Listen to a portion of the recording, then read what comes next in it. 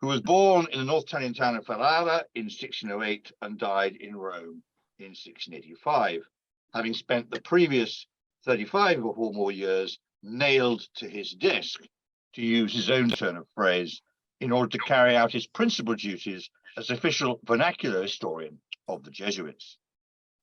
He had likely been chosen in the light of his prowess as a roving preacher, in great demand the length and breadth of the Italian peninsula, until a shipwreck off Capri made the Jesuit hierarchy realize he was too valuable an asset to put at any unnecessary risk. Bartley had also enjoyed considerable success with the work Dell'uomo di lettere difeso ed emendato, the man of letters defended and amended, described by the art historian Alexandra Hoare as a sort of manual of ethics or advice for the inspiring man of letters. First published in 1642, this work enjoyed no fewer than 8 editions in its first year of publication, and was later to number that most famous trophy convert to Roman Catholicism of the 17th century, Queen Christina of Sweden, as a fan. Accordingly, the by now middle-aged Bartley was seen to be well qualified to meet the considerable challenge of describing the Jesuit deeds of daring do from Paris to Peking, Milan to Malacca, Naples to Nagasaki.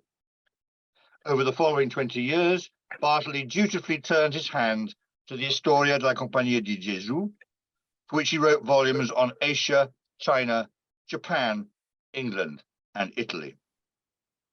There is no evidence, however, that he even began to work on Jesuit exploits in either Africa or the Americas. I say dutifully because in his private correspondence, he described writing the Historia as a boring chore, a noiosa fatica. He derived much more pleasure from writing the works I will be discussing tonight, his moral treatises as well as those on natural philosophy, which up to now have attracted much less attention than his set-piece descriptions of Francis Xavier as Apostle of the Indies or the suffering Japanese Christian martyrs of Nagasaki, whose vividness earned him the admiration of several literary giants of the early 19th century, including Giacomo Leopardi, who memorably called Bartley the Dante of Baroque prose. His admirers today are still principally literary scholars. The late Ezio Raimondi and the 89-year-old sometime Marxist Alberto Azorosa stand out. Indeed, the latter's entry in the Dizionario Biografico from 1964 is still the best introduction to Bartley. Outside Italy, his work is mostly met with barely comprehending curiosity and condescension. A good example of this is his treatise La Recreazione del Savio in Discorso con la Natura e con Dio, which was published in 1659, and which might be loosely translated as refreshment or solace of the prudent in conversation with nature and with God. This was described in a catalogue of Jesuit books first printed by Bernard Quaritch in 1996 in the following terms: a scholarly, meditative work of philosophical and astronomical interest, with curious notes on a diversity of topics: flowers, Pisa Cathedral, atheists, the Dome of Santa Maria del Fiore, hunting, quicklime, snails, demons, dissonance in music, geometrical proof, Leonardo, Michelangelo, the microscope, navigation, clouds, the eye, the cathedral floor of Siena decorated by Beccafumi, the doors of the baptistry at Florence, the rulers of Mexico, China, and Persia, and chess, sleep, etc. According to Azorosa, in this work, Bartley offered a rich and varied conspectus of the wonders of nature, a kind of Baroque counterpart, if you like, to Sir David Attenborough. Only in this case, we are asked to reflect not on the fragility of ecosystems now threatened by climate change, but on the infinite power and possibilities of divine creation. Hang on, let me just see where I can. Oops. Yeah. This is the work itself.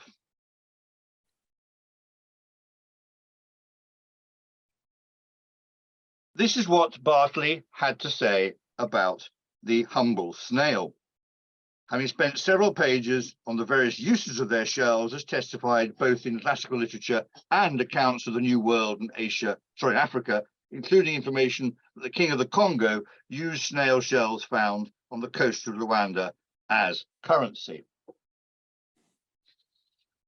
There now follows a section on their beauty, where I declare myself defeated, not just because I am lacking in eloquence, because anyone else who was richly supplied with it would still find it impossible to adequately describe the wondrous shells belonging to snails, the prettiness of their patterns, the different ways their shells twist and turn, the delight of their decoration, the arrangement of their colors, their capricious shapes, their similar and diverse materials, and the ingenious skill of their work. How many have I seen? Although in their thousands, this is yet nothing compared to the countless number that there are. Of the thousands that one might have before one's eyes, one could not say which one had been fashioned more ingeniously. And I would also add, if it needs to be said, that they are made with such apparent nonchalance that they seem at the same time to be unfinished and lacking in design, so that they display their deformities with grace, their roughness with decorum, a prodigy, but of beauty.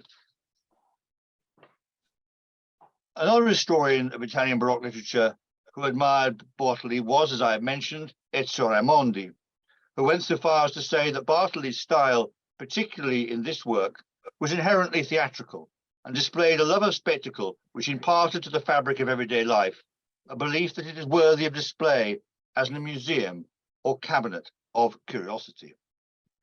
Indeed, we should remember that Bartley was working in physical proximity to Athanasius Kircher, whose museum in the Roman College, of which Bartley was himself director for 3 years from 1671 to 73, was a must-see for tourists to the Eternal City. Of course, this display was an integral part of the Jesuit propaganda machine, whereby the society positioned itself as the engine room in the making of Roman Catholicism as a world religion, containing not only naturalia brought by its missionaries from around the globe. The museum also included collections of artifacts from China to Peru, as well as portraits of donors and visitors. The museum came to be understood as a microcosm of the known world, whose arrangement implied the unity of the divine plan that underlay the variety of earthly phenomena, a unity that the Catholic man of science was able to unveil. However, as Noel Malcolm astutely noted some time ago now, Kircher was very far from being a typical denizen of the emerging Republic of Letters, which by its nature was, at its most typical, characterized by multi-directional flows of information, sustained by tireless correspondence. One thinks of the French minim friar Marin Mersenne, and also by its interconfessional nature, where once again Mersenne is an irenic model, happy to correspond, for example, with a professor of theology from Calvinist Leiden.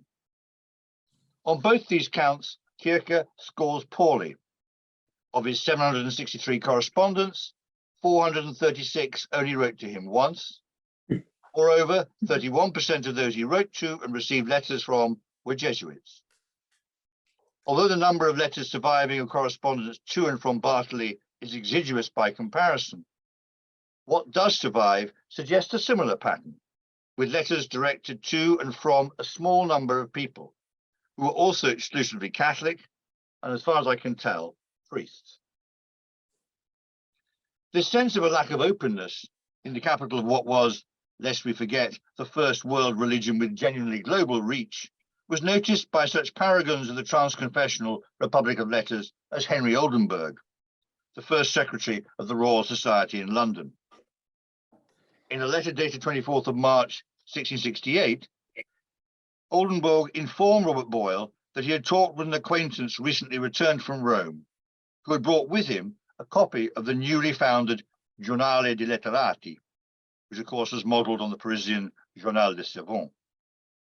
which had begun publication 3 years earlier, and on the Royal Society's own Philosophical Transactions that started publication in 1666. In his letter, Oldenburg added that this person had a friend in Rome that had, quote, offered to procure for the Society, as in the Royal Society, not the Society of Jesuits, a correspondence all over the world by means of the missionaries, who from Rome are sent into all parts, said by the author of the letter to be learned men, and capable to give full satisfaction in matter of curiosities of all sorts. But this latter part I much doubt of, considering the principal end of such men's voyages, which is to propagate their faith, and to greaten and enrich themselves by their craft, though I deny not, but some of them are also genius and curious in matters of a philosophical nature. But those that are so are, I doubt, obliged, or at least think themselves so, to discover such observations to their own tribe, and would, I believe, be unwilling to communicate them to heretics, except they should be very well requited for it. As we shall see shortly, the cordon sanitaire, if one might describe it as such, was not impermeable. The Giornali Letterati took note of Boyle's own publications, and we know too that Bartley read Boyle and admired him, though disagreeing with him on fundamental points. As Marcus Friedrich has demonstrated in some detail, the Society of Jesus had been built from the very beginning on epistolary networks. Moreover, Rome was of course undoubtedly located at the hub of what remained until well into the 18th century the most extensive diplomatic network in existence, sustained by a long-established network of permanent ambassadors known as nuncios. Nonetheless, on the evidence I have before me, it is difficult to escape the conclusion that there was no need for Kircher or Bartley to create any epistolary network to facilitate their studies, since they were furnished with the fabulous resources of the Roman College, which until the 19th century was housed in the largest purpose-built for education in the world, complete with its own observatory, as well as, of course, the famous museum, not to mention the seminary and high school. Though the latter should be understood, I think, as something closer to a modern-day lab come research institute than as a museum in the modern sense of the word. Moreover, there were literally dozens of well-furnished libraries within convenient walking distance. Face-to-face encounter, rather than letter writing, was therefore the norm. John Rinaldo, in what is to date the only monograph which has attempted to understand Bartley as a whole, put it well when he wrote that for the Jesuit, quote, reality remained verbal, experiential, and cumulative. Moreover, Bartley refused to employ mathematical patterns of inquiry in the philosophical frame because he insisted that philosophy stemmed from experience as well as theorization. Maths was fine for measurement and the presentation of experiments, but in the final analysis, again to quote Rinaldo, Bartley based his verbal presentation of physical reality on experiential perceptions of nature. Here, I think it is helpful to remember the point recently made by Dmitry Levitin, that Aristotelian metaphysics was placed by the Jesuits at the heart of their arts curriculum, so that crucially, metaphysics and natural philosophy will be taught by the same teachers. This situation, however, did not prevent new findings being incorporated into the picture. For example, in astronomy, by Bartley's sometime teacher, when both were at Parma, the fellow Ferrarese Giovanni Battista Riccioli, as particularly the work of Ugo Baldini has shown. There's a Collegio Romano, and you can see it's actually there's I don't know, is my cursor showing, I hope. Piazza Navona on the left, Santa Maria Minerva in the middle, and then just to the right of that is the Collegio Romano.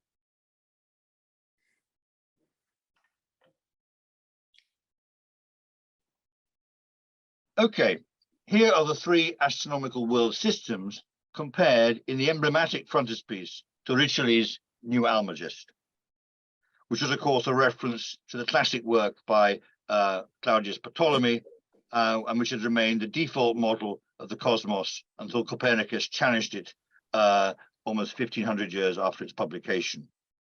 Here on the right stands Astrea, the Greek goddess of justice, who is shown weighing up the systems of Copernicus and Ricci himself, which was a slightly adapted version of Tycho Brahe's, according to which the Earth remains stationary at the center of the planetary system, with the sun and moon orbiting it. But the other planets in orbit around the sun, this Brahe and Ricci believe, combine the mathematical benefits of the Copernican system with the philosophical ones of the Ptolemaic. The Copernican on the left is shown wanting in the scales. The Ptolemaic, meanwhile, is shown here on the ground next to the reclining figure of Ptolemy himself. The 100-eyed Argus, representing observational astronomy, stands on the left. At the top of the image is depicted the divine hand, its 3 extended fingers representing number, weight, and measure. Although, interestingly, the frontispiece clearly showed the general acceptance of Galileo's non-theoretical observations on the top right, the surface of the moon of Jupiter, tripartite shape of Saturn, it was simultaneously a pictorial anti-Copernican manifesto. As such, the image shows something of the ambivalent position of Jesuit science, in scare quotes, vis-a-vis the official position of the Roman Catholic Church on the matter. Or, if I might borrow and slightly adapt Lawrence Principe's crisper formulation, scholasticism remained a useful and flexible way of proceeding for the Jesuits in the study of nature, but not necessarily a body of conclusions. Put another way, astronomy and natural philosophy more broadly was ultimately the science of describing God's handiwork, not speculating about its causes. However, importantly, it did not mean that atomism was beyond the pale for Catholic natural philosophers. After all, it was a French priest, Pierre Gassendi, who, as Principe notes, rehabilitated Epicurean atomism by denying atoms were eternal and they moved on their own accord, since only God was eternal, and it was he who set the atoms in motion. Turning now to Bartoli's 3 separately published scientific treatises, again with scare quotes, these were devoted to ice and its properties, to the non-existence of the vacuum, and to how sound was carried to the ear, and so to the 3 senses of touch, sight, and hearing.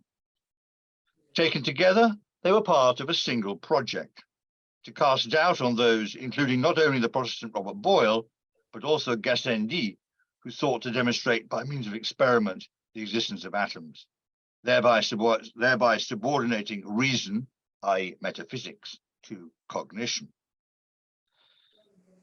The first of Bartoli's treatises, Debating Tension and Pressure, of 1678, took aim at one of the central experiments for which Boyle is perhaps best known, although, as Stephen Shapin and Simon Schaffer reminded us in their classic work from 1985, Leviathan and the Air Pump, actually at the time, Boyle's experimental method was not seen as self-evidently superior to Thomas Hobbes's deductively based natural philosophy. Now, of course, not a few historians of science have subsequently had problems with Schaffer and Shapin's claims, including Principe himself, who drew attention to the mischaracterization of alchemical secretists and sectarian enthusiasts, as well as to Schaffer and Shapin's unjustifiable claims for Boyle's literary originality and his differences from them. However, their emphasis on knowledge-making and on how 17th century actors went about advertising its status and worth does seem to be an issue still worth considering. It should also be said straight away that Boyle himself never came out in defense of the existence of the vacuum, since he considered this to be a metaphysical issue rather than something to be decided by means of experimentation. Bartoli was himself well aware of the degree to which experiments were not self-evident. In chapter 2 of his treatise, he included the following quotation in Latin from an unnamed source, which is only identified as a leading mathematician and philosopher of our time. And it is a very slippery business to present correct observations, and it is difficult to be sure that the observer has not seen in them what his philosophy would have him believe." End quote. Later on in the same work, having just described no fewer than 17 procedures Bartley had described so far relating to testing for the existence of a vacuum, Bartley remarked, quote, "I know very well that an hypothesis cannot in fact be true, but that notwithstanding it can appear true." End quote. Bartley then went on to give an example of how in astronomy, by means of eccentrics and epicycles, one can account for the apparent movement of planets, and so account for their apparent retrograde, stationary, and forward movements.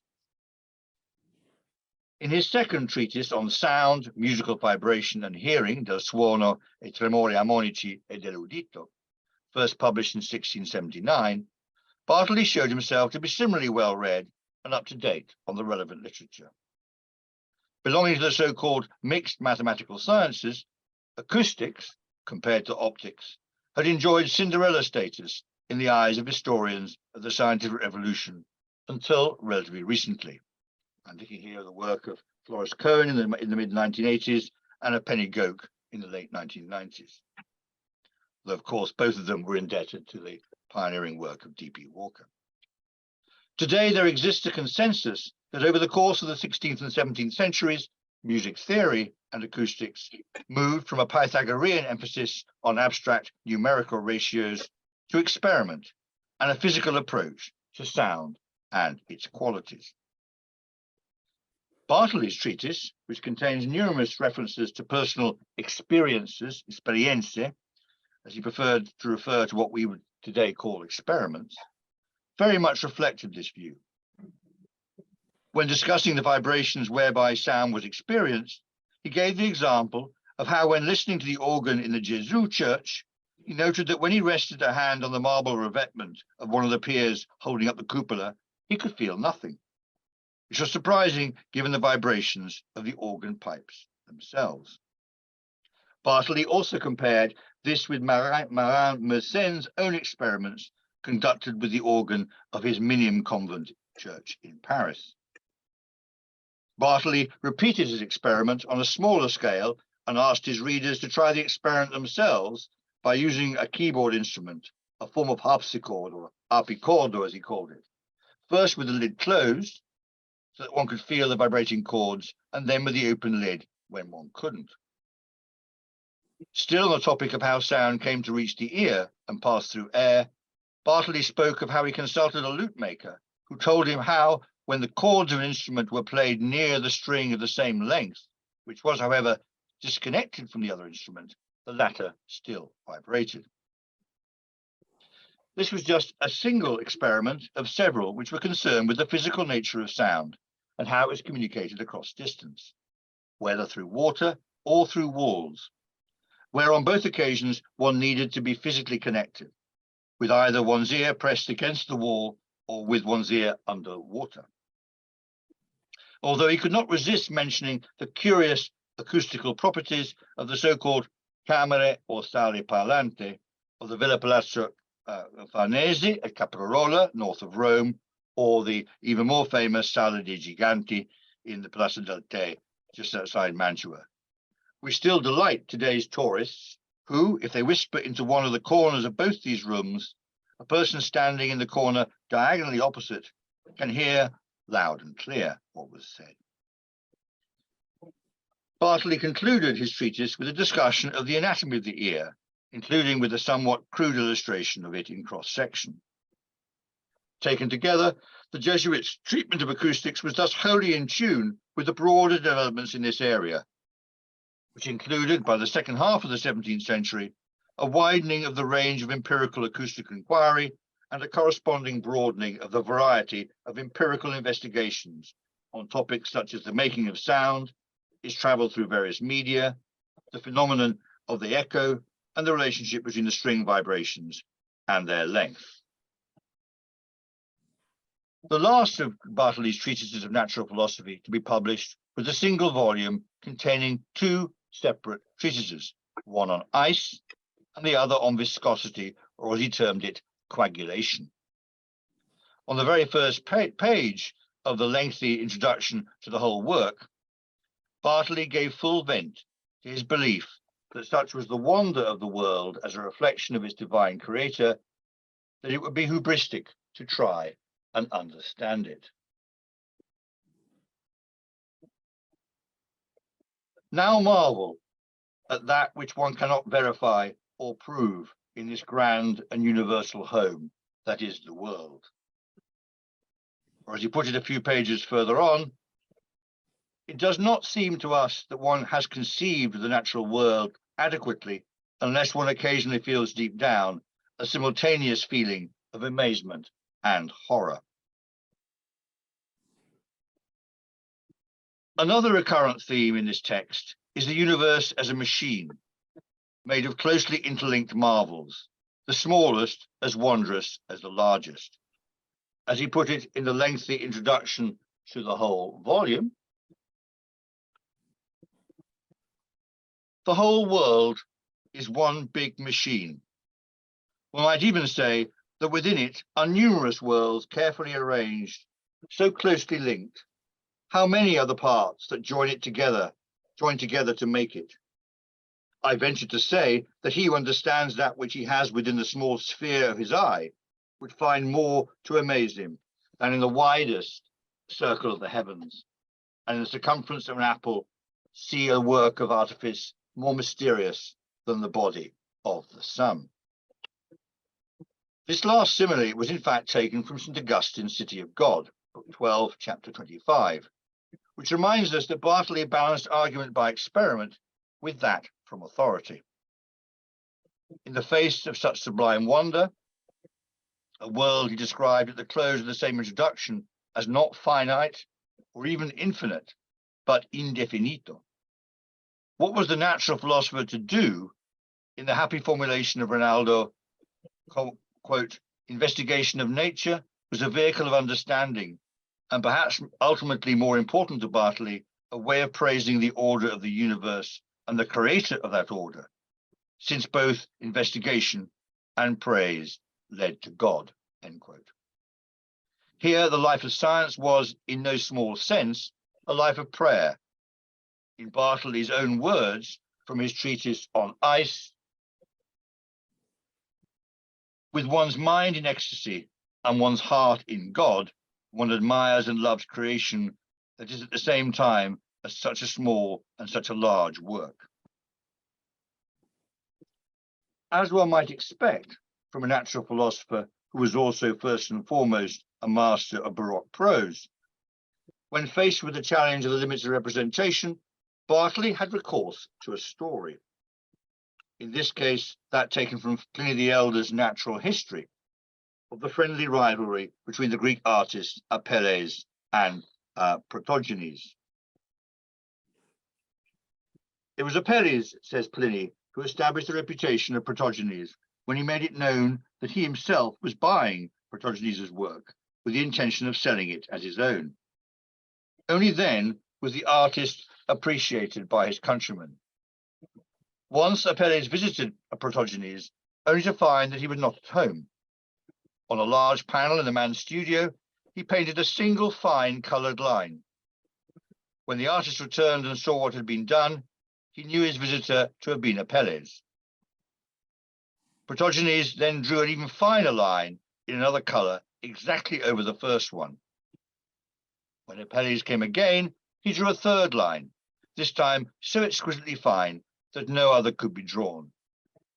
Conceding defeat, Protogenes determined that the panel should remain as it was, to be admired for its artistic virtuosity. However, given the importance of emblems to Jesuit pedagogy, it's unsurprising that Bartley also had his own take on how to make his point with reference to visual metaphor. This was to create verbal emblems out of geographical marvels, as a complement to those he had found in the natural world, such as the snail I discussed earlier. This brings us to Bartley's treatise La Geografia Trasportata al Morale, or Geography as a Moral Guide, of 1664, which consisted of some 30 short essays on real, mythical, or biblical places, and which likely had their origins in his work as a preacher in the 1640s, before he was obliged to adopt the sedentary lifestyle as official historian of the society. You can see before you from the list of contents the sheer range of sub-places covered. In Book 1, these include the mythical Fortunate Isles, or Isles of the Blessed, which are traditionally situated in the mid-Atlantic near the equator, the raw volcanic power of Mongibello, the alternative name for Mount Etna, the Atlantic with its terrifying mountainous waves, the cataract of the Nile, which overwhelmed witnesses with the noise of its crashing water, its fracasso orrendo, the cinnamon trees of Ceylon, ocean currents which slowed down and speeded up the long voyages of carracks to the Far East, the crashing and clashing of waves onto rocks at the Cape of Good Hope.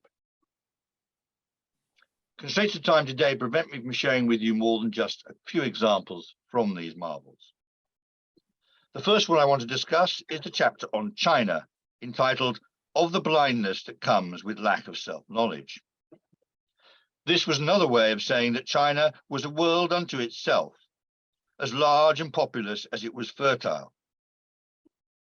And Bartley says blithely that it produced enough silk to clothe the populations of Africa and Brazil. Bartley then went on to say there was no people in the world as civilized and well-mannered as the Chinese, even in the countryside. Interesting detail. Bartley emphasizes too how worldly wise, scaltriti, they are, but how inscrutable and difficult to read.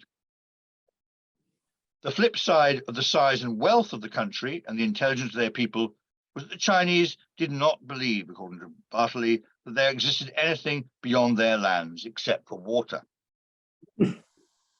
Enter at this point Matteo Ricci, who, according to Bartley, managed single-handedly, by means of his map of China, to persuade the ruler of the Middle Kingdom that there existed peoples and nations beyond its borders. This chapter refers several times the reader to Ricci's already existing treatment of China. To Bartley's already existing of China, which is the second of his 3 volumes on Asia. Bartley's treatment of the country and its customs relies heavily on Matteo Ricci's own account, which was in fact only publicly available then in a Latin rendition, which had been published in 1615 and been translated out of the vernacular by the Flemish Jesuit Nicholas Trigot. Oops, there's a Bartley's volume, and this is the volume. There's a famous drawing by Rubens.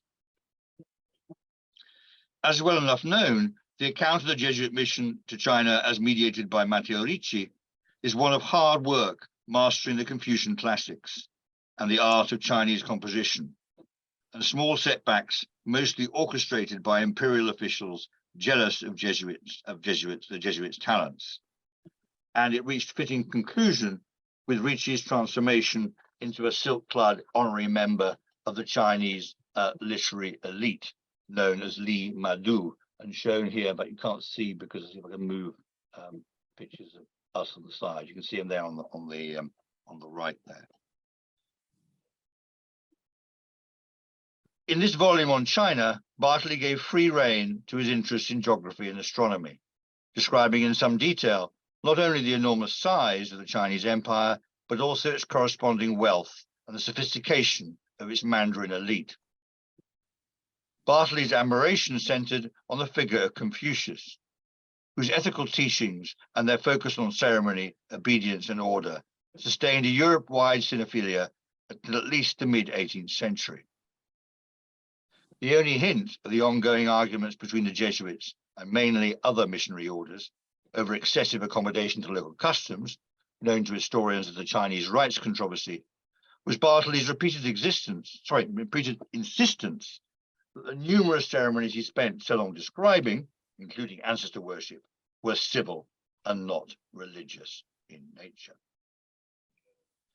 After the wondrous potential of China for Christian conversion, I want to turn now to the final part of my paper this evening, in which I intend to return to the theme of wonder I touched on earlier. My example is taken from La Geografia Trasportata al Morale, and here is the opening description of when the Atlantic and the Indian Oceans meet. And I'm following here this translation to my friend Gregory Woods. Hear this horrible roaring and this quaking, this unceasing explosion, as of myriad thunderbolts crashing and flashing all the while, in such massive pandemonium that the world seems to be crumbling and smashing to bits. Understand, even if ends not at that nature is engaged in a war against herself, led by a trio of her elements, each one fighting against the other two, the air, the earth, the wind, the waves, the rocks. And this battle is the tempest they unleash. And if there is a means to see it, follow me up by the only way, on hand and foot, to climb the rest of this mountaintop and behold the mighty storm before your eyes. My next example comes from Bartley's later but closely related treatise, De Simboli Trasportati al Morale, on symbols offering a guide to morality, where there is a remarkable passage in which he evokes intimations of infinity. Bartley exclaims wonder at those great trunks of wild and vigorous trees, and their vast branches, every one of which is itself an entire and large tree. Altogether, they make a forest in the air springing from one trunk. And of these same trunks, those that are most ancient, hollowed out and cavernous, and those shadows over shadows of trees over trees, and finally, that eternal silence, that holy wilderness, that majestic horror, sacra solitudine, maestoso orrore. My final example, which is perhaps my personal favorite of the three, claims to refer to Bartley's own personal experience of a storm he experienced in the Roman Campania. But frankly, I think it's from his own boundless imagination. It comes from a work we have already considered this evening, La Recreazione del Savio. Has it ever happened to you, as it did to me, to find yourself journeying through a dark night on some bare mountain peak, and a flash of lightning suddenly flaring forth from the clouds, there opened before your eyes a scene of the most varied and changing forms? Other mountains, other Alps, other valleys and fields, and woods and torrents and rivers, but all shown in a flash, and in a flash withdrawn and vanished. In effect, having seen them, seemed nothing more than to have seemed to see them. This brings me to the section of my argument this evening, which is perhaps most speculative, though please bear with me, as I think it's worth trying out at least, and I'll be interested to hear what you think of in Q&A.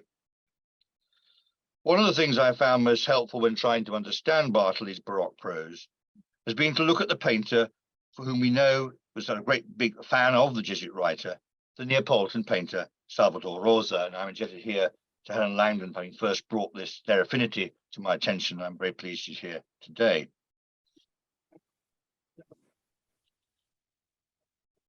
This is Salvator Rosa's Titius, and this is after an early drawing dated from 1636, now lost, and this is a 19th century engraving of a 18th century copy. And there was a description to accompany this painting. There was a description of Rosa as the Demosthenes of painting. And this itself derived from a now lost poem by Niccolo Simonetti, which is designed to accompany and celebrate the display in Rome of this painting at the annual exhibition at the Festa di San Giuseppe in the Pantheon. And it's the idea of Rosa being the master of visual rhetoric to correspond to Demosthenes as the master of verbal rhetoric. And this takes us to the 2nd century AD text by Pseudolonginus, the Perihoupsos on the Sublime, described by its most recent editor, Stephen Halliwell, as one of the most remarkable documents of rhetorical, literary, and aesthetic criticism to have survived, albeit incomplete, from antiquity.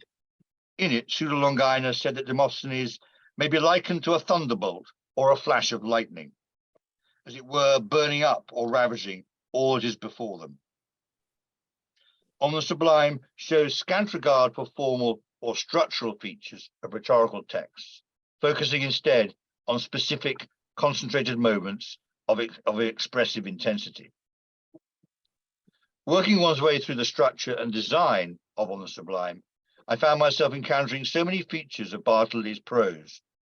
In chapter 2, for example, Pseudolonginus argues that while nature is of foundational importance, art or techne can supplement it and balance it, helping us to avoid the dangers that raw power carries with it. In chapters 5 to 7, which deal with achieving true knowledge of the sublime, the author argues that the true sublime fills its audience with a sense that they themselves have created what they hear.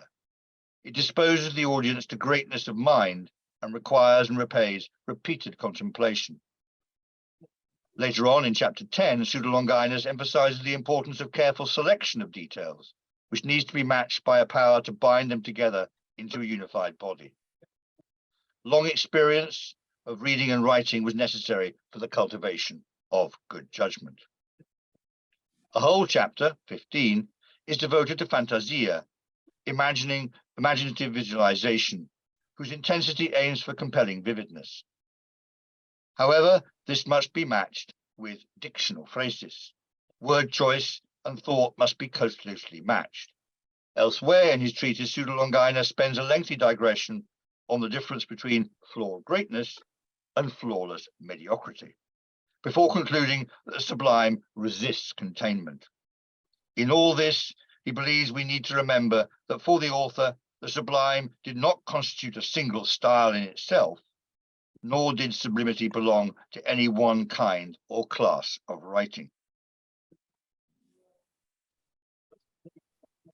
It's my strong hunch, which I need to substantiate by further reading and reflection, that Bartley would have imbibed the lessons of On the Sublime from reading, both silently and out loud, via his Jesuit teachers, who would have set before their students not only such standard texts as those by Cicero and Virgil, but also works like Francesco Benci's didactic poem Quinque Martyres of 5,600 hexameters, recounting the death of the so-called martyrs of Salsette and Goa.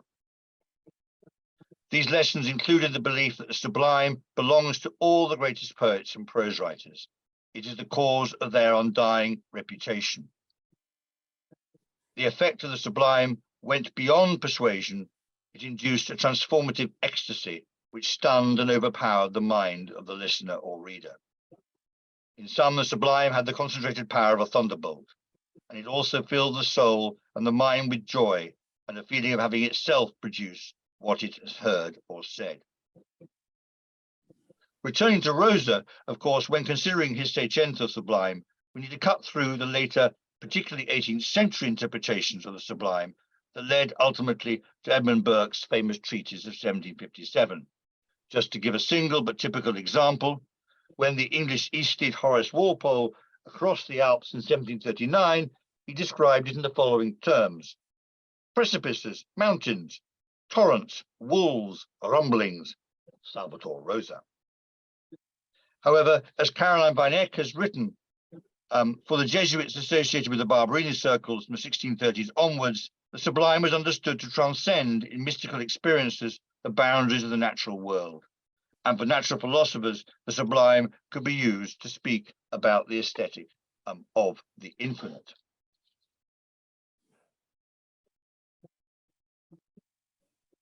A particular important figure here was Leone Allacci, who before becoming Cardinal Francesco Barberini's librarian, went on to be, he then went on in 1661 to be custodian of the Vatican Library, where he would likely have encountered Bartley. And Allacci took from Longinus the idea, according to Helen Langdon, of that the soul resonated in the sublime. And in Bartley's writings, to continue Langdon's quotation, he wrote of the frenzy of the mind which transports the writer and of the need not to prescribe limits to the free flight of invention. For Lacci, as for Rosa, nature was a theatre of marvels, continues Langdon, that filled the mind with stupore and ebbrezza.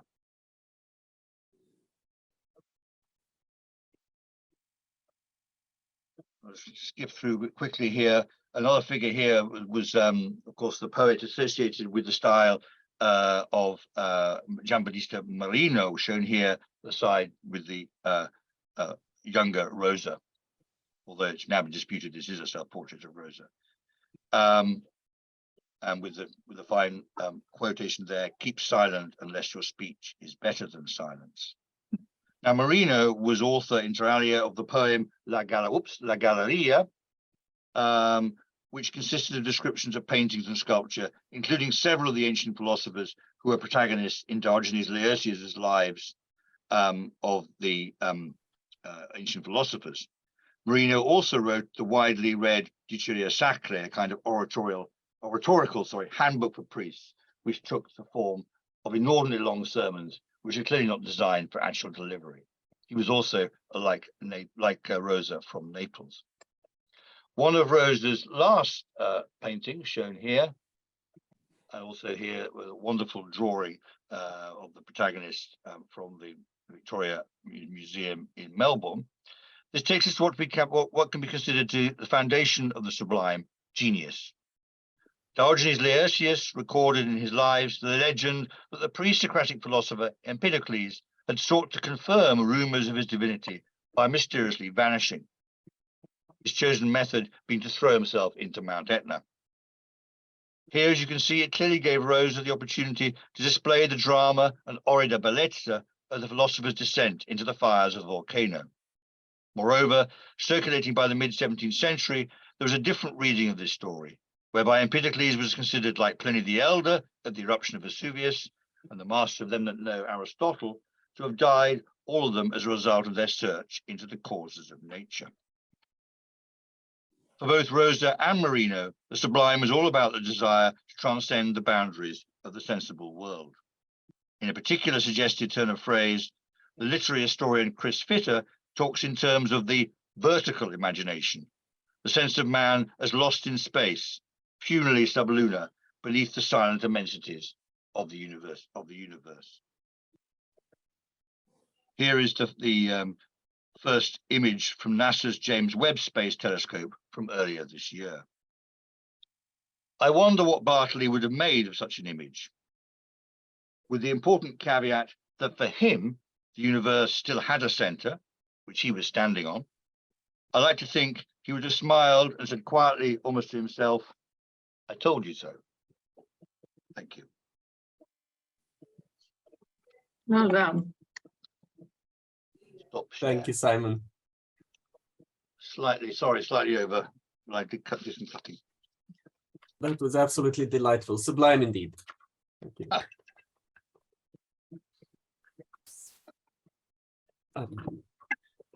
All right, I'm personally totally lost in the vertical imagination at this point, as I was expecting.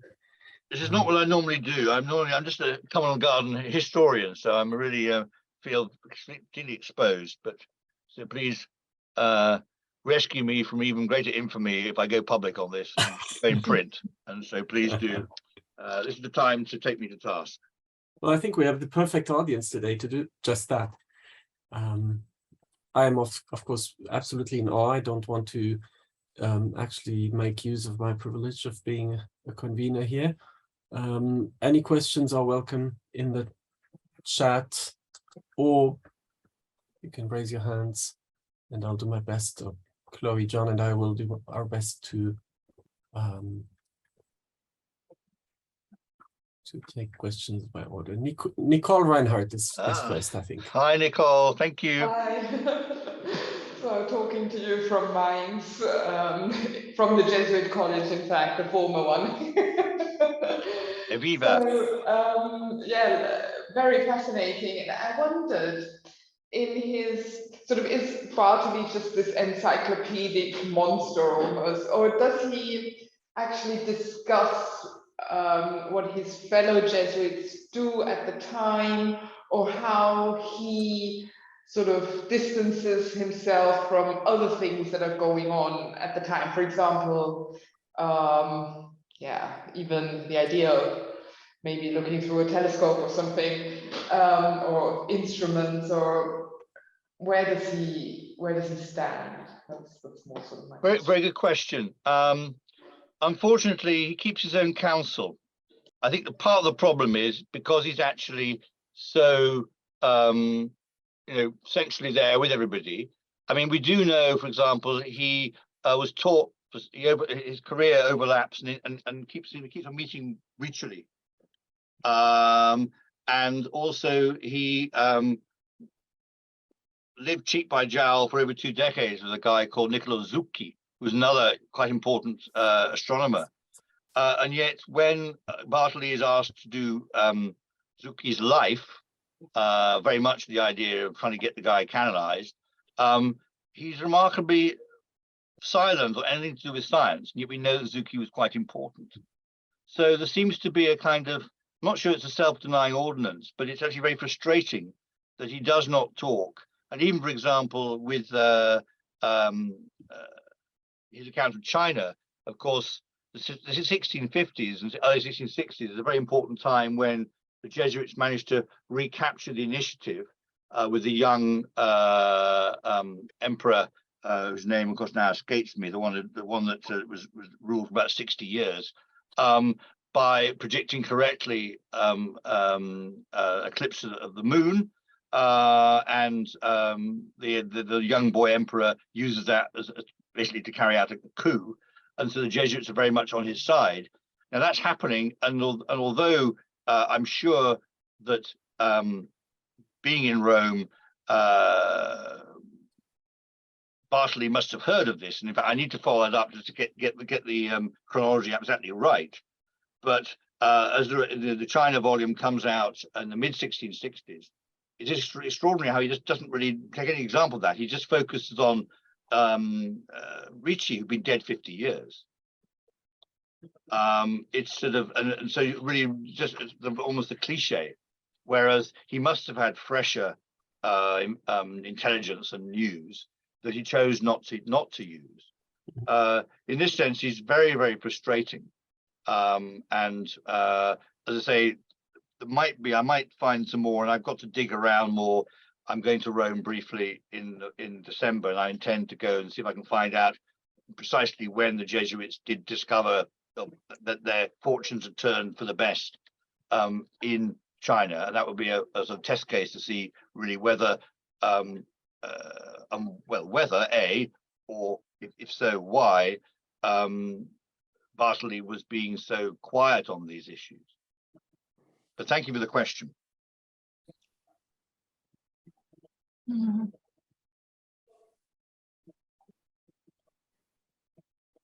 There was one thing that struck me, well, just while we await further questions. You at one point said, I quote, "A lack of openness was one of the characteristics of Rome as a sort of public sphere at the same time as it was the first global religious capital." Can you elaborate a little bit on that? Well, yeah, I suppose what I meant there was, I'm not sure I meant the whole city lack of openness, because obviously it was an entrepot, but I think it was the idea that sort of, no, I think probably I misspoke there. What I really meant was that the evidence. I mean, really, for example, we don't have letters from Bartley or to Bartley that refer to the kind of exchange of discussion of information. And I'm not denying it took place, but it doesn't really leave residues in his text. Just as to follow up what I was saying to Nicole, it's very frustrating that we know he worked with Ricci and Zucchi, and of course Kircher he never mentions Kircher. I think once he's mentioned in one of the I remember coming across one reference to him. It's very frustrating. I mean, perhaps I'm looking in the wrong places. I mean, I really need to look further. But in a sense, I mean, all I can think of is maybe I've missed something. There's a Fondo Gesuitico at the Biblioteca Centrale in Rome, and I should go back to that. And maybe I've been spending too long with the Jesuit Central Archives. I mean, some of his colleagues do criticize him. There's a wonderful censurae, which are the internal censorship of the Jesuits, to which all Jesuits have to subject their work. And one of the readers of his first volume on Asia turns around and says, "Oh, he does go on a bit and a bit prolix, and really, why doesn't he check with our Portuguese brothers that he's got some of the facts right?" But that's really all that he mentions. He doesn't sort of doesn't pick up on any of his other things. He did have a huge spat with one Jesuit, but that was of all things about the birth date of Francis Xavier. I mean, how pedantic can you get? On that note, we have two questions, one from Ines Rupanov and another one from Sarah Bernard. Ines first. Hello, Ines. Thank you. Hi. What you said about Bartoli resonates with my reading of Bartoli, although I never read any of the scientific quote-unquote texts. I only read the missionary histories, and they are so horrible. A beautiful language, but incredibly uninformative. It's almost to the point of, old stuff. We know all that. It has been written about. So I was just wondering, this is really a question. How come somebody who was sitting on the data, on the documents in Rome, he and Kircher in similar way can produce so much garbage? And I wonder, this connection between sedentariness and being in the center and not seeing really the world. But because when you were talking about description of the tempesta, the tempête or whatever, the storm, right? Yeah. There's a wonderful storm described by Guy Tachard in Lettres édifiantes et curieuses in 1715, maybe, or even around that time, early 18th century. And that is a sublime. Right. That's a real sublime experience for a reader in the 20th century. While Bartoli is impressive in terms of language, but everything else is fake news in a way. So I was just wondering, and I would also like to say that I'm happy that you're approaching sublime, but at the same time, I'm eating my nails because actually I would call it enchantment, and that is my current project. So sublime and enchantment, I'm not quite sure how to distinguish it. Yes. But yeah, that's kind of a question. Thank you, Ines. No, thank you for the reflections. I mean, yes, I mean, Bartoli is a challenge in that sense, because he's not. I remember when I first engaged with him, I was expecting to find, here is a person sitting right in the center of Rome. I'll find that he really had his, fingers on all the rich information streams that were coming into Rome. But the only one of the volumes of the history of the Jesuits that at all really engages with archival and non-narrative sources is that on England, Inglaterra. And that's for the simple reason that his superiors are clearly telling him, look, we've got to really show that we Jays are not unpatriotic. We're not treason. We did not ever contemplate treason. And also, this is the 1660s. Charles II himself, son of a Catholic mother and married to a Catholic. And there was talk, one of the things I came across, finally got to read when I was last in Rome in June, were letters at the time speculating that Charles, if not was going to convert himself, was going to remove lots of penalties on against the Catholics in England. And so in that sense, there was a sense of urgency. And we also, although I haven't found smoking gun, so to speak, but supposedly Bartley changed the order of publication and worked on the Inghilterra volume before he did the one on Italy. And of course, also, of course, England, the whole thing about the suffering of the English Catholics. Bartley does more than once refer to England as Europe's Japan. And so there you do have, it is interesting, and that was the first of the volume of the story I looked at in any detail, and we're also helped by the fact we have in the archives of Farm Street in London, which actually are copies of transcripts of originals kept in Stonyhurst in Lancashire, the Jesuit school, which came in originally from Saint-Omer, but we think ultimately from the English College. There we have transcriptions that were sent to Bartley by an Irish Jesuit, Christopher Green, and clearly without instructions from Rome to provide the material. But in a way, although I hesitate to use the word, but there's a degree to which it's sort of hack work. I mean, he just does it. He doesn't like it. He's told he has to do it. His heart is in these treatises I've talked about today, L'Uomo di Lettere. This is the kind of thing he really likes. But he has to go and turn to these official histories. I mean, clearly, with the first volume on Asia, which is the one that's most popular with all his works, it's reprinted about 3 times. Because it also basically the first half of it is a life of Xavier, really.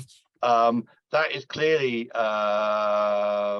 he really no holds barred the way he uses language to well,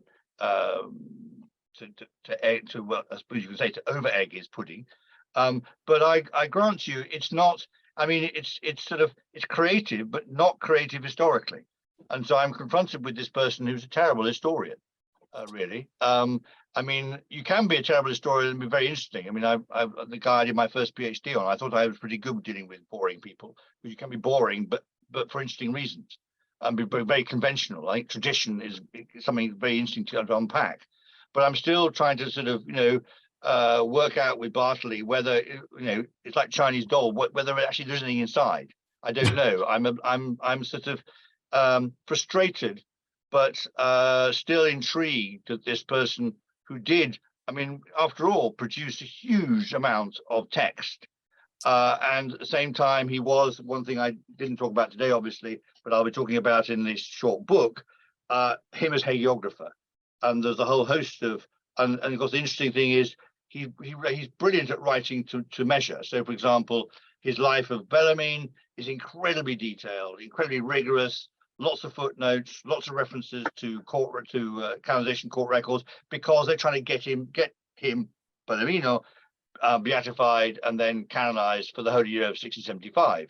Whereas Verzucchi, as I've just said, his colleague, it's pretty perfunctory. And I think basically he knew that it was there was no real hope of ever proceeding to anything. He's quite interesting with Mastrilli, but we can talk about that another time. I know you've worked quite a lot, Inez, on Mastrilli. But he clearly, I think, possibly Bartley even met Mastrilli, and he refers to Mastrilli in one of his letters when he tries to. It was letters when he's seeking to go to the Indies. We have at least 4 or 5 letters that Bartley wrote in the late 1620s, early 1630s to the Father General when he tried to go to be a missionary in the Indies. Anyway, sorry. Thank you, Simon. Thank you. Sarah, do you still want to intervene on that point? Oh, Yes, although I don't know that I would call it intervening. There was so much there, Simon. I've made loads and loads of notes. So it's just absolutely fantastic. Thank you really so much. I have two very, very quick questions. Okay. The first of which, if it's all right, is about the experience of the senses, and the grouping of sight, sound, and touch seems to me a very unusual one, even as we're kind of losing the late medieval squeamishness. And I know that they're Jesuits, but it seemed to me slightly unusual to be able to then what we think of as a lower sense in with the other two. I was wondering, Okay. have you come across anything on smell and taste? And the second question I have is about fractals in nature, or what we think of as fractals, because the second example you gave, which was my favorite, actually not yours as the third, you gave this beautiful example on, the sky forest or the floating forest. Yeah. And I'm wondering if you'd come across any, maybe what we think of as more visual and material culture on this kind of, pun not intended, but branching out, which seems to me such a curious way to think about perspective. But yeah, thank you. Wow. Thank you very much. They're very thoughtful questions. I'm not sure I can even really answer them. I mean, smell and taste. I mean, it's sort of dealt with. I mean, obviously, those two senses are that famous part in Loyola's exercises when he says you've got to, Holy Week, and think of the the smell, the also the sulfur of the souls in hell, and taste the gall and bitterness of Christ's passion. So that there is an application of the senses. That the senses is in very real terms is something that Bartley would have done at least annually with the on retreat with the but of course he never refers to it. But in fact, Jesuits I've met and the current Jesuits don't. They just go away. They do the exercises, and it's sort of it's food and drink to them. But there is, of course, reference to a lot of weeping and touching and kissing, particularly of the case where Francis Xavier kisses parts of letters, quite often actually the signatures of letters from his brethren in Rome, and particularly Ignatius, and he wears them like a sort of necklace of relics around him. But to my knowledge, there's not much explicit reference to smell and taste. But I will go back now and look. And look anew, because I think that is interesting, and it is interesting, this combination. I mean, there doesn't seem to be, as you say, there's no real hierarchy that you might expect there to be for the early modern period. Now, excuse my ignorance, but fractals, I'm afraid it sounds horribly mathematical. What's a fractal? So I'm definitely not a mathematical expert. In terms of this, like a repeated pattern that sort of gets smaller and smaller. Okay. And then to repeat, this kind of, I was thinking of broccoli, but that's not really. Yep. No. It's a sad time. I'm sorry, it's already been a long week. Don't worry. I mean, my feeling is I think it's very interesting, this idea of forest in the air. I mean, I don't know whether that's something that was a commonplace, whether Ariosto ever used it, whether Marino ever used it. Helen, have you heard that? Anyone ever used that? Well, I think it comes from Pliny, actually. Aha, good old the forest Pliny. In the air. Right. I think. Well, clearly Bartley knew his Pliny, and one of the parts I had to cut was actually the extended quotation from Pliny, Book 9, when he talks of that wonderful competition of lines between Apelles and Protogenes, that minimalist discourse. I mean, Bartley uses that tree thing more than once, and I've looked for it quite a bit because I think it must have come up in other things. But the nearest I've got to is Pliny, but I can't remember where now, but I know where. I can tell you. Okay, thank you. That's really helpful. I've just forgotten. Oh, don't worry. Thank you, Helen. Thank you, Sarah, for your very thoughtful question. I shall definitely go away and think more about that. I shall actually go and learn what a fractal is. Sorry. I think what Sarah was suggesting was that you eat some Romanesco. It's not the broccoli, right? It's that sort of fractal looking strange green thing that some people eat. All right, we have two more questions that the hands went up virtually at the same moment, so I'm not quite sure who to ask to the floor first. Silvia De Renzi, are you still there? Silvia, ciao. Lovely to hear you or see you. Hi. Ciao, Simon. Hello, everyone. Thank you. I'll try to be quick, although I'm struggling to formulate a clear question on this. So forgive me, Simon, if this sounds. I've been taking furiously notes, and the question is about the category of Baroque that you're using, and that has such an interesting, it just. In scholarship, it goes away and then it comes back and then it goes away again, and people say, oh, we can't do much with this category, it's weak, and it sort of relates to a concept of style that we don't quite understand how to relate to, then the social and cultural history that we do, but then it comes back again.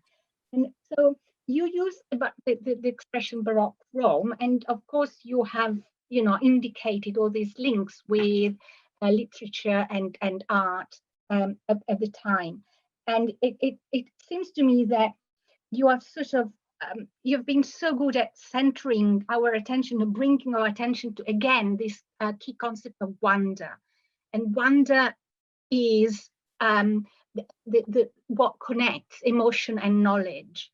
So you experience this wonder, and it is it's beautiful what you read, for people who did Italian liceo, it's all Leopardi all over again, but in another way, in another direction. So it's great. Mm-hmm.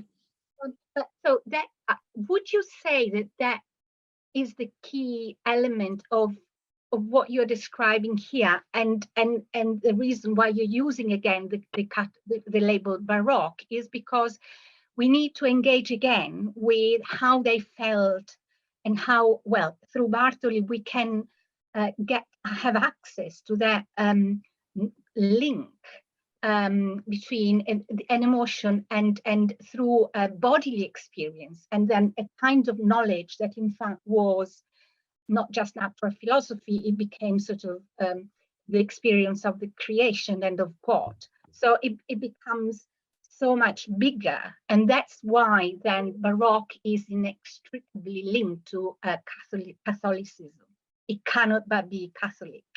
And I'm just asking whether you would agree with that or not, and how you relate that to the use of Baroque science by, for example, recently author Gall's work on, with this title, Baroque Science, which in fact has a broader approach to natural philosophy at the time, and so the reflective quality of that thinking that the category of scientific revolution doesn't even start to explore or understand. I'm sorry, this is a bit confusing, but I would quite really value your view on this sort of historiographic going back Baroque and what it means and what we gain with that. Baroque is something that I tried to give up using really seriously for a long time, and then suddenly I find myself unavoidably using it in this case. But actually, I was quite comfortable using it in the sense that, because as you say, you put your finger on it, it's the notion of wonder, it's the notion of almost a synesthetic experience. I mean, as I've for years now tried to teach undergraduates, and I refer to kinetic Catholicism, constantly in movement. Mm-hmm. It's all about sort of processing and bowing and kissing relics and doing what have you. And I think that also it's something that sound of singing, of bells, of color and music.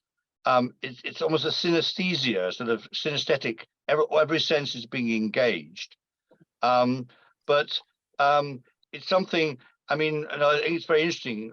Perhaps you can correct me this, but I was quite interested. I don't know whether it's significant really, that how widespread is it that when Bartley doesn't call experiments, it's experienze, the idea of experiences? I thought it was quite an interesting way, and he actually is really into experiences, but he's not prepared to take the kind of philosophical implications of experience, because for him, for example, it's all about reason, and ultimately people like the Chinese or the Japanese are going to become Christian when they actually see reason.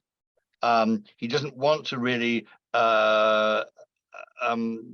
impute too much power to empiricism, because in a sense it would undermine, on one level at least, the missionary effort, because it would in a sense give too much emphasis, too much power, so to speak, or hermeneutic power at least, to local conditions. Whereas in a sense, ultimately at the heart of the missionary, Catholic missionary, or even Protestant missionary movement is this belief that if only basically people can be made to see reason, they would become Christian. I'm still wrestling with that one, but I think that sort of it's this sort of tension, and I think that Bartley is able to not indulge is the wrong word, but through wonder, through the amazement and the amazing phenomena of nature, he's able to, in a sense, square the circle and show the wonder of creation, but yet at the same time say it's all a machine, it's all rational. Deep behind it's all rational. I mean, it's interesting that when you get a revival of Bartley after, in fact, actually, in the 1810s, 1820s, there's a small fondo in the Arci in Rome, the Jesuit archive there, of letters from some of the sort of biggest names in Vincenzo Monti and others, who are saying, well, what, and Inez will find this amusing, what Bartley writes about is rubbish, but God is a writer. What a writer. So there's this kind of sort of extraordinary sort of, and all his works are reprinted in the 1820s and 1830s in 40 volumes in Turin, not in Rome, and they become sort of exercise. In fact, you get exercise books made clearly with poor kids in Liceo had to read bits of Bartley that they admired, and the style became totally separate from what he was trying to say. And maybe at least from what Inez has said, that's in a sense Bartley's own fault, because it was actually quite easy to do that. I'm still in the belief that somehow what Bartley was trying to say was of a piece with what he thought, and with and so the style, the how, and the what were importantly linked. I'm still not quite sure, and I say where I put the sublime. I mean, I was told actually when preparing this lecture, they said this piece, there's actually a book called The Scientific Sublime, but it's all about, I went and got all of it from Amazon, and it's all about Richard Dawkins and other modern science writers and Hawking and things. It's basically it's a book about how we can still be Christian and believe in science, which is quite interesting postscript, but it's totally relevant for what I'm trying, for my purposes. I'm afraid I'm really suffering here and blabbing a bit. I mean, Sylvia, what was the name of this scholar who's rehabilitated the word Baroque science? Offergal, and he has a piece, he has a whole book called sort of Baroque Science, and he has a piece in the Oxford Handbook of the Baroque, right, as well. Which I must look really. I suppose really it's the sort of, I don't know. I mean, Baroque is all about, in a sense, decentering and destabilizing. Thinking particularly, say, of Del Pozzo's famous nave fresco. But at the same time, and it's really interesting that sort of this sort of embracing of the infinite, and the indefinito rather, not the infinite, but indefinito, in a way that actually is quite, it's not dissimilar from Bruno, except that he still believes that you have the Copernic, the Ptolemaic, well, Tychonic actually, but really conventional geocentric. The Earth is still the center, but then it goes on and on because God's power is infinite, and of course one never finds the B word. I mean, Bruno isn't mentioned for 300 years for obvious reasons. But as a person who's interested in Italian studies started with Bruno, I did find it rather ironic that this very conventional Jesuit, not original in any way, except for his sort of capacity for metaphor, and even that's not really original. It's just like it's almost like a Liberace as a figure, sort of endlessly, or rather possibly better, more appropriate, one of those Handelian da capo arias that goes on and on and on, and ever more inventive, but empty. Sorry, I'm generally wittering here, but I will get back and look at Baroque science. I think this connecting of wonder with knowledge is something that was clearly, if you were I mean, I think I must go back actually to the kind of training that Bartley would have had as a preacher. I'm going to go back and have a look at preaching manuals, because I think that is central, because they're surely persuasion, and anything that persuades you, if it requires wonder, so be it. It's ultimately all in the service of persuasion and conversion, ultimately. Does that make any sense? Yeah, sure. No, it's great. Thank you, Simon. Yeah. Well, thank you for those questions. I'll go away and think properly. I'm very sorry that I didn't have answered a bit expansively, a bit Bartoli-like.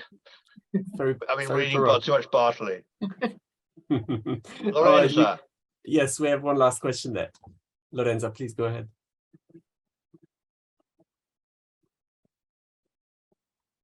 Hello, good evening, everyone. And thank you very much for this very thought-provoking paper. I was wondering whether Bartoli was affiliated to academies. He was part of the Barberini circle, so I was wondering whether it was part of the Roman academic milieu of his time. And also, I find it very interesting, the connections with Neapolitans. So you mentioned Rosa, Marino, and I was wondering whether he was inspired as much by Rosa's paintings as he was by his satire. By Rosa's satire, right. I mean, literary work. Yeah. I'll defer you. But really, Helen Langdon should answer these questions. She knows much more about this than I do.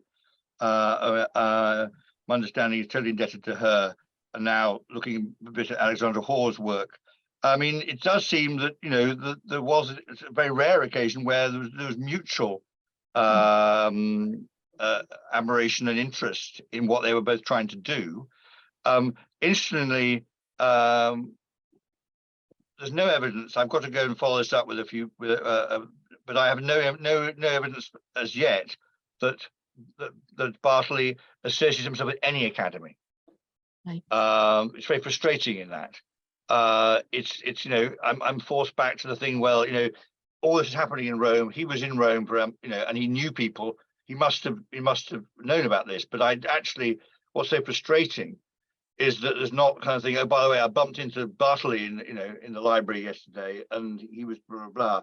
I mean, it seems to me he lived his life totally internal to the Jesuits, and he's constantly just basically doing their bidding, and really, I mean, he did have one very good friend in Brescia who was an Oratorian, and we have about 30 of his letters. But they're astonishingly, again, about what Bartley was doing. I mean, he was I wouldn't say a narcissist, but he shouldn't show any interest of anything else going on outside, except for basically, oh God, this is driving me nuts, and God, I've got another 50 years. Although he goes on about how geography is more important than chronology, he always thinks in terms of organizing it chronologically, and how many years more he's got to write, and how much material he's got to put in order. He's all about system. He's all about process. And the material is there. He doesn't have to go and find the material. It's basically piled. I reckon, the Father General just makes sure it's on his desk, and he has to somehow cut it down to size, which in its way is heroic, but it actually makes for a very difficult unpicking about what he well. You could turn around and say, what did he really think was irrelevant? But I do think it's very interesting what you say about what evidence we have that that he was influenced at all by any of the academy culture. I don't know, Helen, you still there? Do you have any thoughts? Yeah, no, I don't think there is actually. The only thing is I do know that at the Umaristi they were discussing Longinus. Right. So I've often wondered if he might have got some of it through that. And as for whether Rosa influenced him or the other way around, I agree with Simon completely. I think it was really unusual and mutual. They took things from each other in a really quite astonishing way. Rosa never says that he met Bartoli, which has always intrigued me. He never, and he does talk an awful lot, Rosa. I mean, we know an awful lot of what he did, but he never says he met Bartoli. But he was thrilled to bits that Bartoli liked his pictures. So, it's a funny relationship. Isn't it funny? Because when I finally got my copies of Alexandra's massive 2-volume, the letters, I thought, it's bound to be the reference Bartoli. No. I know. No. 350 letters, there's bugger all. It's astonishing. But thank you, Helen, for assuring me that I'm not wrong there. But there must be something out there. And maybe, we'll talk further about this, because there must be something hidden somewhere. We must find a bit more evidence of them exchanging something, not just Thank you. esteem. Thank you. Well, thank you for the question, Lorenza. And thank you, Simon, for answering. I feel this has been a truly memorable session.